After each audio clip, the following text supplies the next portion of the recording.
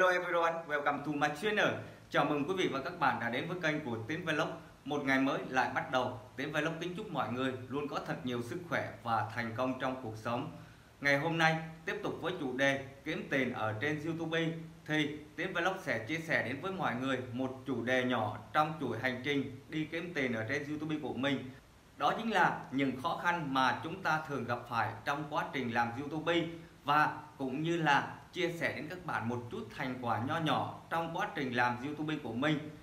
Và trước khi bắt đầu đi vào nội dung chính của video ngày hôm nay, nếu các bạn thấy video của Tiến Vlog hay và hữu ích đối với tất cả mọi người thì các bạn đừng quên cho Tiến Vlog một like, một bình luận, một chia sẻ và một đăng ký kênh của Tiến Vlog để ủng hộ giúp mình nhé.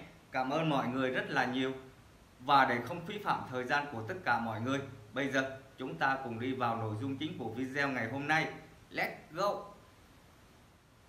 Trong quá trình làm YouTube của mình, chắc hẳn không riêng gì bản thân của Tiến Vlog mà tất cả mọi người cũng đều trải qua những khó khăn này. Và cụ thể những khó khăn đó là gì thì hôm nay Tiến sẽ chia sẻ đến với các bạn những khó khăn trong quá trình làm YouTube mà Tiến đã từng gặp phải, cũng như là cách để chúng ta vượt qua những khó khăn đó như thế nào.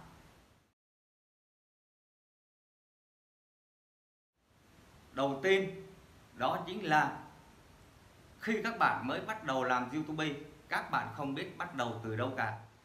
Nếu như các bạn bắt đầu bước vào con đường làm YouTube thì chắc hẳn các bạn phải tìm hiểu rất nhiều, từ cách là lập kênh như thế nào, xây dựng nội dung như thế nào, cách tải video lên như thế nào, vân vân và vân vân.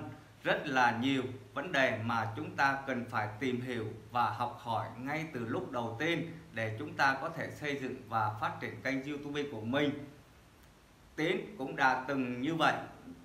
Trước đây thì Tiến chỉ làm về mảng React, tức là mình đi lấy nội dung của người khác rồi mình về chỉnh sửa và đăng lên kênh YouTube của mình. Nhưng ở cái thời điểm đó thì cái mảng React nó rất là dễ làm, chứ không phải giống như cái thời điểm hiện tại bây giờ. Và mãi đến đầu năm nay, tức là vào khoảng tháng 2 năm 2020 thì lúc này Tiến Vlog mới chính thức xác định và tiếp tục bước vào con đường làm YouTube lại. Và lúc này thì Tiến Vlog xác định rằng là Tiến sẽ làm nội dung content, tức là nội dung do chính bản thân mình tự sáng tạo, tự quay video, chứ không làm React nữa. Và trong giai đoạn đầu tiên đó, khi mình chính thức quay trở lại với con đường làm YouTube thì có rất là nhiều sự thay đổi, rất là nhiều khó khăn mà bắt buộc Tiến lại phải học hỏi và đi tìm hiểu thêm những kiến thức để mình cập nhật. Tại vì YouTube luôn thay đổi liên tục từng năm, cho nên khi một thời gian dài mình không có làm YouTube nữa và lúc mình quay trở lại thì YouTube đã thay đổi chính sách rất là nhiều. Chính vì vậy Tiến lại bắt đầu từ con số 0 để học hỏi và tiếp tục làm YouTube đến tận bây giờ.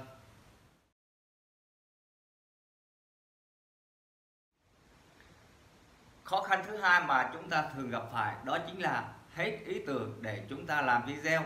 Ở giai đoạn ban đầu thì chắc hẳn là mọi người trong đầu lúc nào cũng có rất là nhiều ý tưởng để mình làm video, đúng không ạ? Nhưng mà sau một thời gian thì những cái ý tưởng của mình nó dần cạn kiệt đi. Lúc đó chúng ta không biết là nên làm video về nội dung gì, về mảng gì. Vậy thì để tránh tình trạng là hết ý tưởng làm video thì Tiến xin chia sẻ một chút kinh nghiệm nho nhỏ trong quá trình Tiến làm YouTube. Đó chính là lập kế hoạch cho kênh YouTube của mình.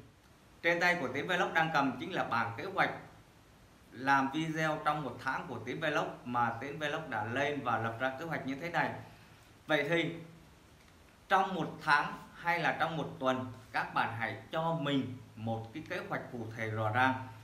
Ví dụ là trong một tháng đó các bạn dự định là các bạn ra bao nhiêu video, thì theo như kế hoạch mà Tiến đã lập ra thì trong một tháng Tiến sẽ lên cụ thể là mỗi tuần mình sẽ lên tối thiểu là ít nhất một video, và mình sẽ cố gắng là trong 4 tuần mình sẽ ra 4 video cố định. Và ngoài ra trong quá trình một tháng đó có những lúc những ý tưởng nó bất chợt xuất hiện trong đầu mình sẽ tiếp tục làm thêm những video mới. Và các bạn cố gắng là trong một tuần các bạn nên ra ít nhất từ 1 đến 2 video và ra trong một thời gian cố định. Tại vì sao? Mình ra video ở một thời điểm cố định và thường xuyên như vậy thì mình sẽ thu hút được cái lượng khán giả về cho mình nhiều hơn. Còn nếu như mình ra video nhiều quá thì cũng là một bất lợi, tại vì ra nhiều quá thì nó làm cho kênh của mình nó bị loãng và người xem cảm thấy nó nhàm chán. Vậy thì mình nên ra từ 1 đến 2 video trong một tuần, theo đến như vậy là đủ. Tại vì sao? Ở tại một thời điểm cố định thì lượng cái khán giả thường xuyên xem kênh của bạn, người ta sẽ biết được là cái thời điểm đó kênh của mình sẽ ra video và người xem, người ta sẽ vào xem video của mình.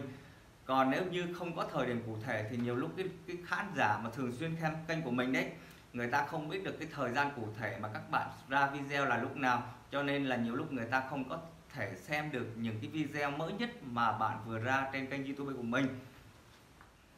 Tiến sẽ lấy ví dụ cụ thể để các bạn thấy rằng trên kênh YouTube của mình đã ra video và làm nội dung như thế nào. Thì đây là kênh YouTube hiện tại của mình. Và trước đó khi mà Tiến lên kế hoạch á, thì ban đầu là Tiến lên kế hoạch là ở tuần đầu tiên mình sẽ làm video là nhà có một mình tập 14. Tiếp theo thì mình sẽ lên một video về chủ đề về sức khỏe, là chủ đề tôi là một chiến binh ung thư vòm họng. Tuy nhiên trong cái tuần đó thì ở quê mình á, lại xảy ra cái tình trạng lũ lụt. Chính vì vậy mà Tiến lại làm thêm một video mới, đó là video thương lắm quê nhà. Đây là cái video này là cái video phát sinh mà nó không nằm trong kế hoạch của mình trong cái tuần đó. Ngoài ra thì hai cái video mà gần đây nhất là hai video mà Tiến đã lên lịch cố định để ra hàng tuần và Tiến đã thực hiện theo cái kế hoạch của mình. Và tiếp theo những tuần sau nữa thì Tiến sẽ có những cái kế hoạch tiếp theo. Nói chung từng tuần mình sẽ cố định từng nội dung video khác nhau. Còn ngoài ra mình sẽ sắp xếp và phát hành thêm một số video mới nếu như mình có thời gian, hoặc là có những ý tưởng mới xuất hiện ở trong đầu mình thì mình sẽ ra những cái video mà xen kẽ trong những cái video mà mình đã cố định cái lịch lên hàng tuần đó.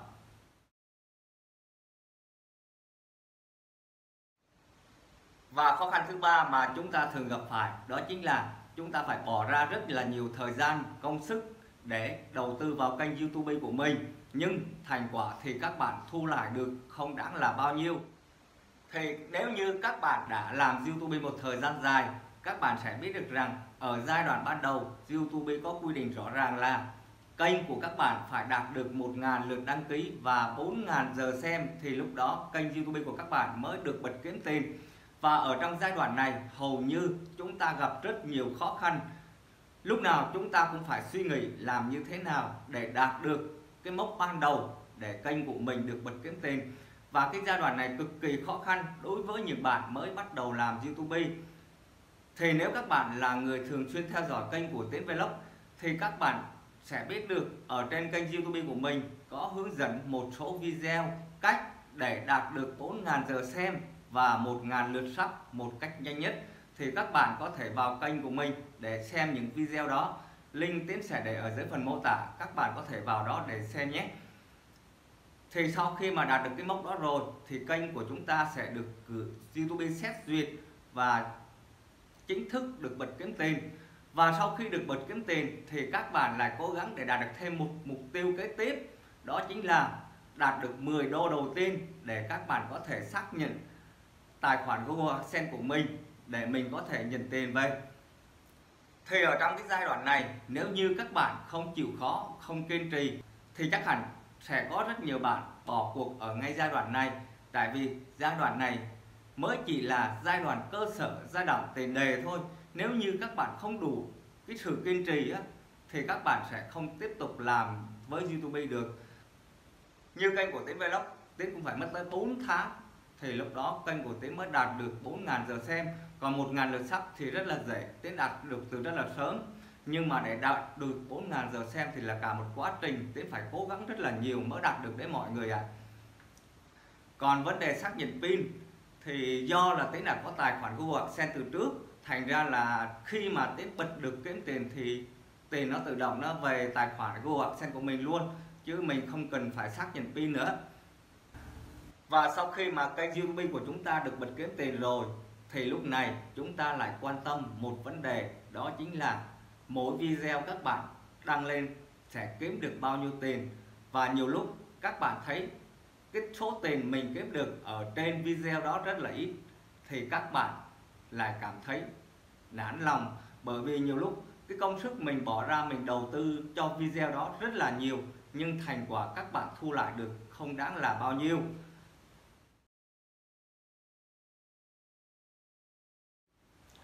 Khó khăn thứ tư mà chúng ta thường gặp phải đó chính là kênh của các bạn thu hút được rất ít lượt xem. Thì hầu như những bạn mới làm YouTube đều gặp phải những cái khó khăn này. Ngay cả bản thân kênh của Tiến Vlog cũng vậy các bạn ạ. Hiện tại bây giờ kênh của Tiến Vlog cũng có rất ít lượt xem. Để Tiến mở lên cho các bạn xem nhé. Thì ở đây trên màn hình TV đang hiển thị là Nhà Có Một Mình tập 15. Thì số lượt xem chỉ có 235 lượt xem thôi các bạn ạ.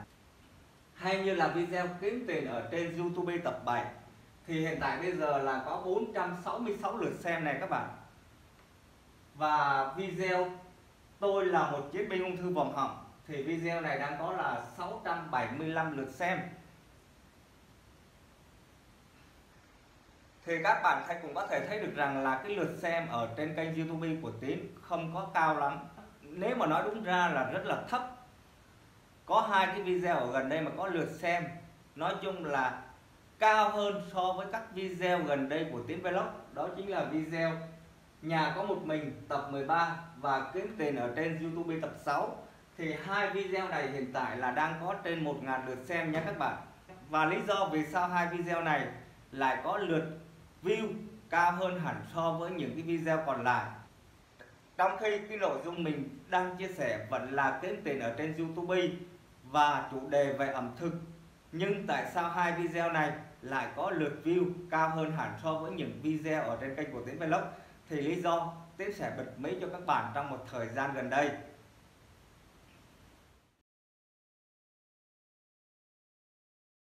Khó khăn thứ năm mà chắc hẳn tất cả mọi người làm YouTube đều gặp phải, đó chính là những bình luận tiêu cực. Thì kênh của bạn càng phát triển bao nhiêu thì cái lượng bình luận tiêu cực chắc hẳn nó sẽ càng nhiều bấy nhiêu. Tại vì YouTube có một lượng khán giả từ khắp mọi miền, từ nhiều độ tuổi khác nhau, từ người trẻ cho tới người già. Và đặc biệt những bình luận tiêu cực thông thường đến từ những người trẻ, mà người Việt Nam chúng ta thường có câu là những người trẻ trâu đấy các bạn. Và những người này nhiều lúc họ không cần biết video của các bạn chia sẻ nội dung gì, video của bạn có hay là không, người ta sẵn sàng người ta vào, người ta bình luận một câu rất là tiêu cực. Và khi các bạn đọc được những cái bình luận này, các bạn cảm thấy chán nản, buồn bực. Nhưng mà mình làm YouTube có nghĩa là làm dâu trăm họ, cho nên các bạn hãy bỏ qua những cái bình luận tiêu cực đó. Tiến lấy ví dụ riêng kênh của Tiến Vlog, Tiến cũng đã từng gặp những cái bình luận tiêu cực kiểu như thế này. Có một cái bình luận mình vẫn còn nhớ. Thì ở trong video của Tiến Vlog, mỗi lần quay video lúc nào Tiến cũng có nói một câu. Thì các bạn hãy cho Tiến Vlog một like, một bình luận, một chia sẻ và một đăng ký kênh của Tiến Vlog. Thì có một người vào người ta chửi mình như thế này. Thì trước đó là có một vài từ ngữ thô tục mà dân trẻ trâu thường mang ra để chửi nhau đấy. Nhưng mà Tiến không thể nói ra ở đây, tại vì sợ là ảnh hưởng đến cái video của mình. Sau cái từ ngữ thô tục đó thì có thêm một số câu nữa là mày xin gì mà xin nhiều thế, xin một like chắc hẳn gì người ta đã cho, mà đòi xin bình luận này thế kia. Mày xin gì mà xin nhiều thế, xin một like chắc hẳn gì người ta đã cho, mà đòi xin bình luận này thế kia.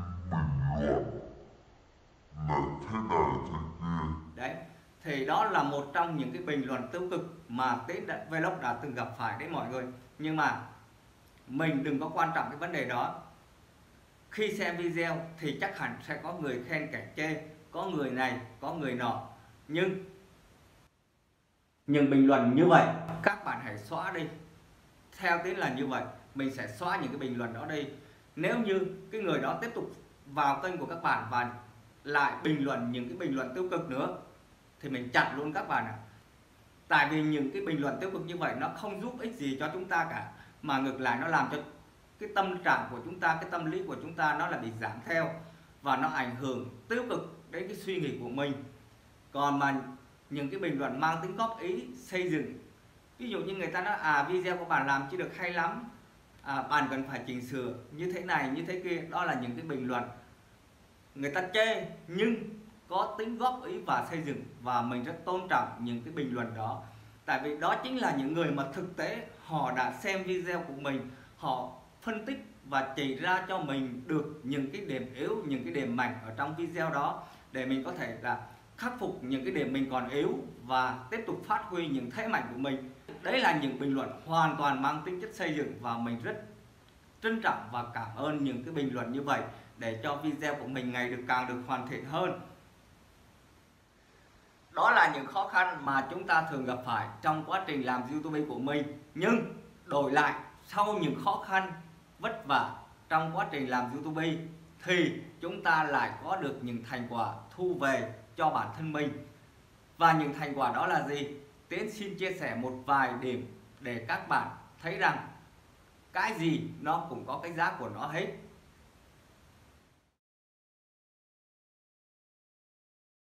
Theo như Tiến Vlog thì thành quả đầu tiên mà Tiến Vlog nhận được đó chính là kết nối được với rất nhiều bạn bè từ mọi miền của đất nước, từ các nước ở trên thế giới.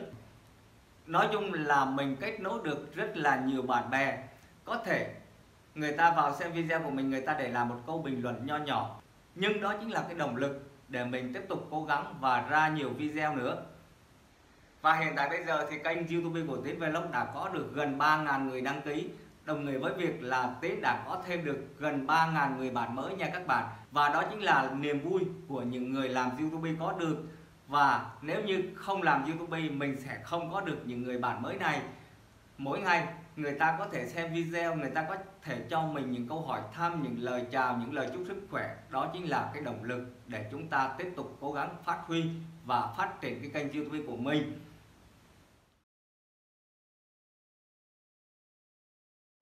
Thành quả thứ hai mà Tiến Vlog nhận được đó chính là học hỏi thêm được nhiều kỹ năng, học hỏi và bổ sung thêm được nhiều kiến thức về công nghệ. Thì như chúng ta cũng biết, những người giai đoạn đầu khi mà mình mới làm video thì việc mà ngồi trước ống kính để mà quay video và nói như thế này chúng ta rất là ngại ngùng, đúng không ạ? Nhưng mà sau một thời gian khi mình làm đã quen rồi thì việc ngồi trước ống kính và quay video thì hoàn toàn là một điều rất là bình thường, đúng không ạ? Và chính như vậy sẽ giúp chúng ta khi ra ngoài chúng ta giao tiếp với mọi người được tốt hơn. Thì đó cũng chính là một kết quả mà chúng ta đạt được khi chúng ta bước chân vào con đường làm YouTube, đúng không ạ? Hay như là những cái mẹo vặt công nghệ. Ví dụ như nếu chúng ta không làm YouTube thì làm sao chúng ta biết được cách làm như thế nào để chỉnh sửa video, làm như thế nào để quay video đạt hiệu quả tốt nhất. Mà trong cái thời buổi công nghệ 4.0 ngày nay, nếu như chúng ta không biết được những cái mẹo vặt về công nghệ thì chúng ta sẽ bị tụt lùi lại so với tốc độ phát triển công nghệ hiện tại bây giờ.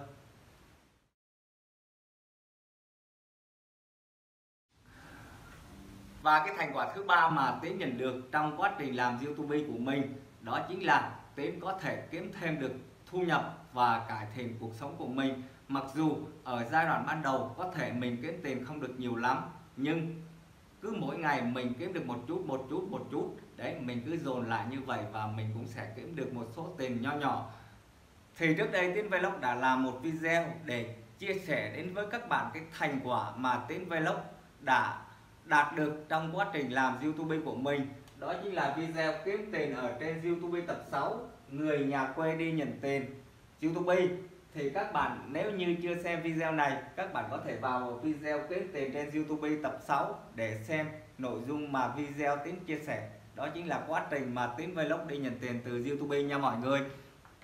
Thì đó là một vài chia sẻ nhỏ về những khó khăn và thành quả mình đạt được trong quá trình làm YouTube của mình, để các bạn có thêm một chút kinh nghiệm, một chút động lực để các bạn có thể tiếp tục hành trình kiếm tiền trên YouTube của mình nha mọi người.